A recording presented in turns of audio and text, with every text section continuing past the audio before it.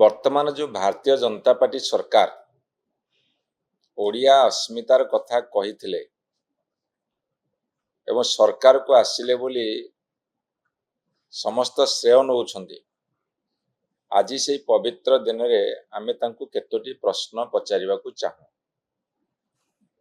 प्रथम प्रश्न होउची जेतेले जून 12 तारिख रे मंत्रिमंडल शपथ नेला ओडिशा रे सेदिन समस्ते बहुत जोर आवाज रे कहिले आमे 100 दिन भितर करिकी देखेबू।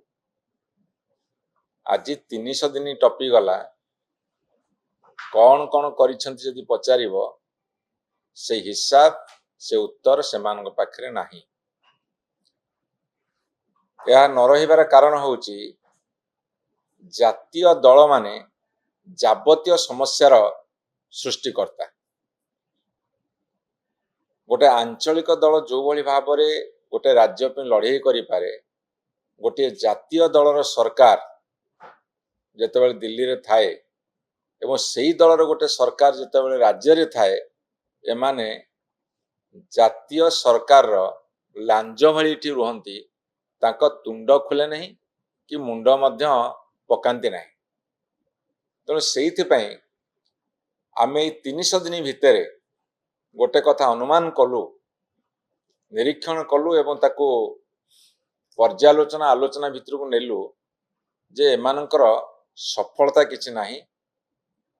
काहेकि ना जातीय दल जाबतीय समस्यार सृष्टिकर्ता, जातीय समस्या रे से माति थांती, आंचलिक बा राज्य समस्या प्रति सेमानकर निघा न थाए।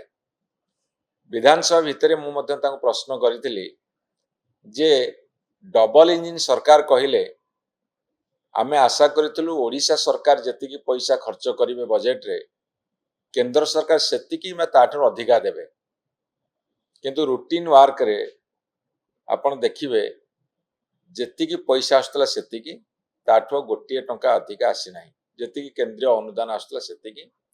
एवं आमे मध्य से प्रश्न उठेतिलु अतीत रे ओडिशा रु नौच केते दौच केते हिसाब मागु हिसाब दियो, से विभिन्न उपाय नौछंती जेते सेतिकी दौनाहांती।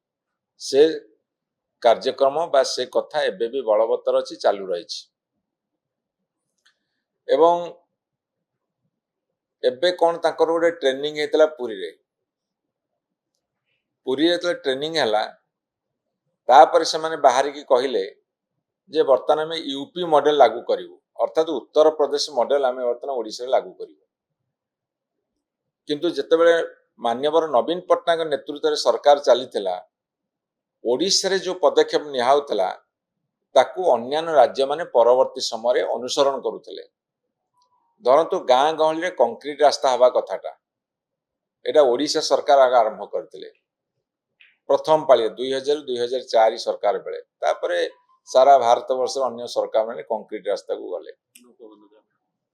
आपनकर गोपबंधु ग्रामीण योजना कथा हो, अन्य राज्य अन्य को ना देले आपण देखिथे ममता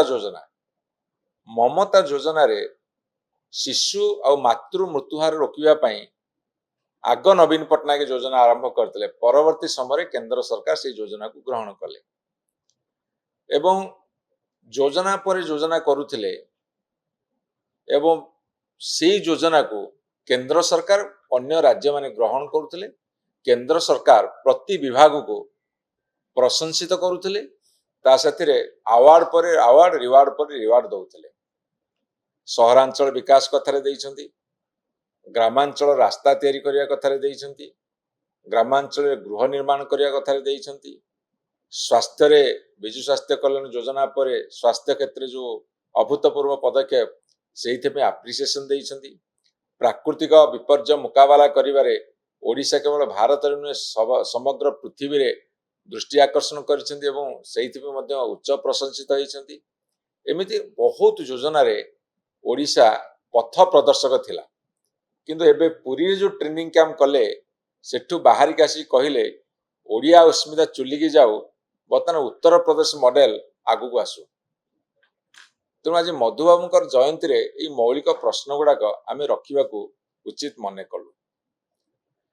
एवं एठी आपन को कहि रखे जे 300 दिन पूरी गला ओडिया अस्मिता भी कौन कले ओडिया अस्मिता भी कौन कले वर्तमान मुंड टेकिक आम चली पारुनु गत सरकार स्पोर्ट्स डेभलप होता विभिन्न क्षेत्र आप जो डिपार्टमेंट को जीवे से डिपार्टमेंट को माइल खुंट तैयारी करथिला अतिक्रम करथिला ओडिया अस्मितार कथा कहते मधुबाबूंकर जयंती आज जी ओडिया ओडिशार एवं ओडियार स्वाभिमान भाव में जहाँ को विवेचना करा जाए आज एभली एक पवित्र दिन में आमे जो मौलिक प्रश्न केतोटी रखिलु तार उत्तर जरूर सरकार जनसाधारण को देबे